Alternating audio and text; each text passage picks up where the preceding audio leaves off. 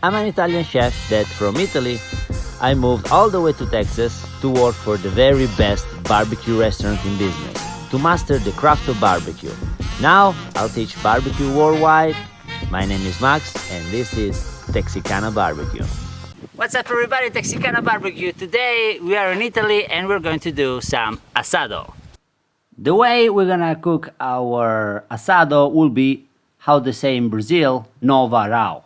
It's a popular technique in Latin America which consists in hanging the meat at different height through the cook and closer and further away from the fire. So going to discover some new cut of meat, not very popular in American barbecue.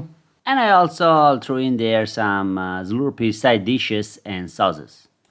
Tonight I have some guests. Basically I have a lot of friends who help me out with managing a big property that I have in Italy, and it's my way to give it back with some grilled meat.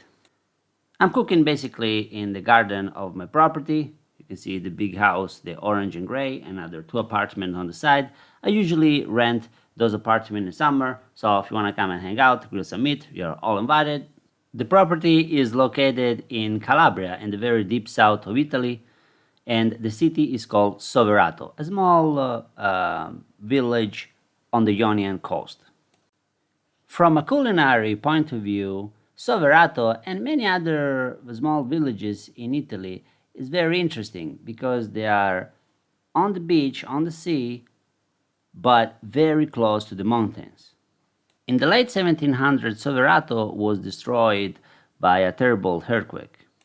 So the survivors, they moved to Soverato Superiore, the next hill, and eventually down to Soverato Marina by the beach.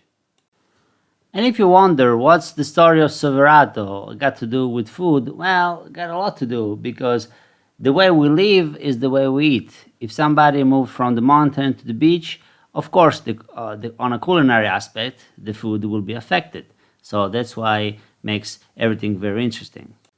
But now let's go back to my house to cook some, because my guests are gonna be home pretty soon and we're even close to be ready. We start by seasoning our pork leg. That is basically where the pork butt in America come from, the picnic, and there is also a piece of loin and the whole neck of the pig.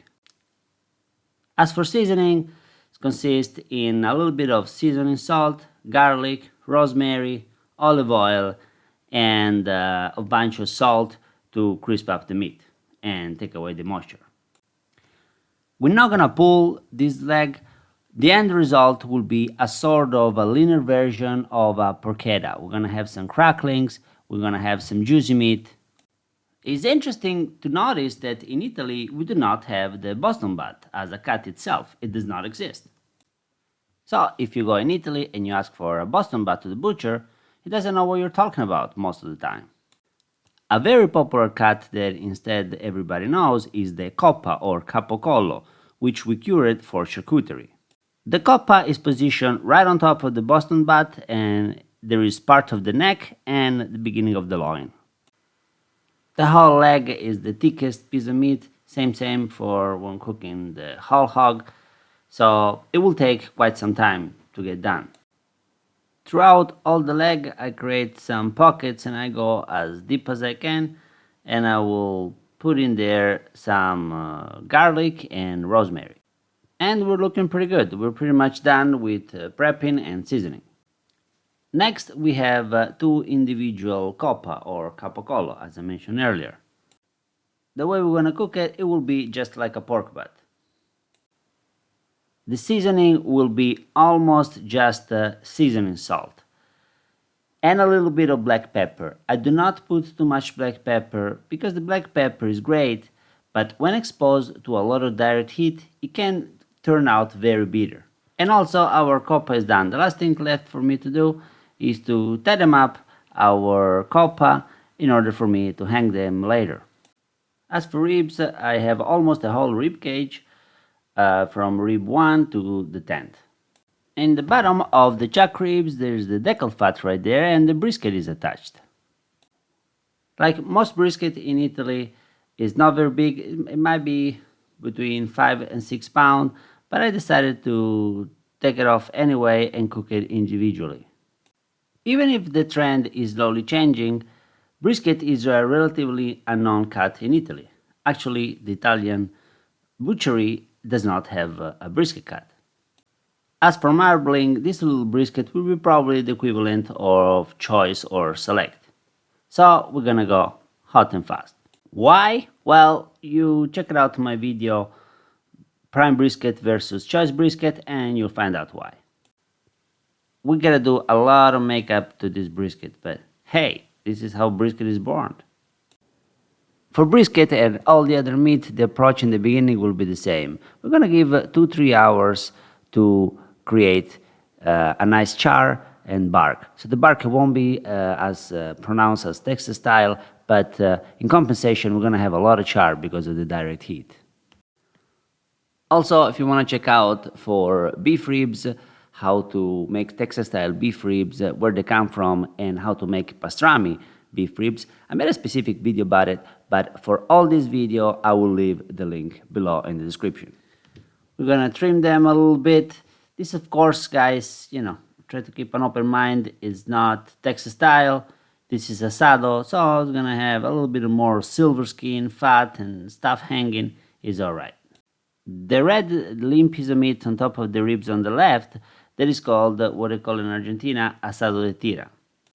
The way we're gonna cook it is very similar to the brisket. Consider that this is no corn-fed beef, so it's much leaner.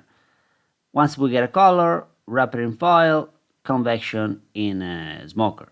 And now that we're done prepping, let's start cooking. To build my Varal, I'm repurposing construction scaffolding. It's not pretty like Chef Malman or a mill scale, but it does the job. Now we build our fire, and the purpose is always the same, building a nice and hot coals bed. I'm smoking with orange and post oak wood, which is pretty cool. Even a rooster is getting excited. Once we have our cold bed, we want to keep a low fire, and we're just gonna let the meat hang for a couple of hours, just like that. What I like about this style of cooking is that it's almost cooking on a barbecue with a transparent lid. You can really see the progress and the evolution of the cooking process of the meat. After a couple of hours, I put the beef ribs down. They're gonna have less smoke and more fire, more heat. For sauces, we're going fully Latin America Italian style. We got chimichurri and gremolata. Chimichurri, I'm going to make two versions. One more dense version to serve with meat, and another one more runnier, a little bit richer in vinegar, and I also gonna add a little bit of port wine to moisturize the meat in the cooking process while exposed to the heat. It's basically the same principle of spritzing the meat with apple cider vinegar or Worcestershire sauce. For chimichurri recipe, I went into many details in my other video, Best Barbecue Sauce. Check out the link below. Gremolata is very similar to chimichurri. It's a lot of parsley, a lot of acidity, but has a stronger fruity note because of the lemon zest content. And my version is a little bit spicier, with oregano and a little bit of anchovies for umami. For a creamier result, you can process the gremolata in a food processor, or you can just chop finely the parsley and have a much chunkier version. I'm going with the chunkier version this time. And since I have it, I also this time add to the gremolata a little bit of port wine or marsala. It gives an interesting sweety bitter note. The pork butt and the brisket on one side, they start having a nice color, so to even it up, I'm gonna flip it around. Same for the beef ribs, I'll switch to the bone side so it can have an even cook. I'm happy so far with the consistency of the beef ribs. They're actually very close to be ready, so I will leave it naked. Before wrapping the pork butt and the brisket for a couple of hours probably, I'll heat them up with some chimichurri to moisturize the surface a little bit. Okay. In Italy, foil is too thin and butcher pepper is almost impossible to find. So you probably know when I'm gonna wrap it. About 7 hours later, people start showing up, so I'm putting some Calabrian sausages on, which are hot as hell. Brisket also, I gotta say, they come out pretty good, considering what we start with. Beef ribs also, they were probably my favorite, and I served it with some gremolata sauce.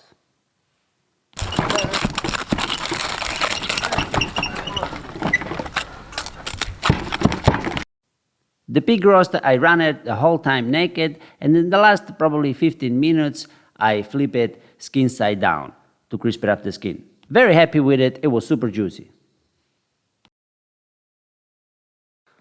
I served the pork thinly sliced, more kind of porchetta style, with some pork crackling and some chimichurri sauce.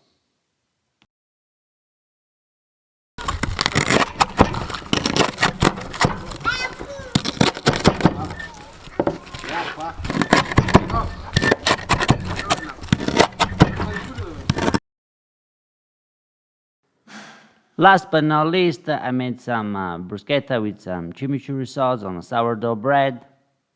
And on top, caciocavallo impiccato. Caciocavallo is a kind of hard cheese, and impiccato means hanged.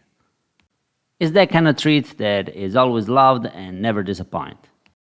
And that, my friend, will be a wrap for today. Thanks for watching. Please support my channel by subscribing and sharing my content. You can also follow me on Instagram as Facebook as Texicana BBQ.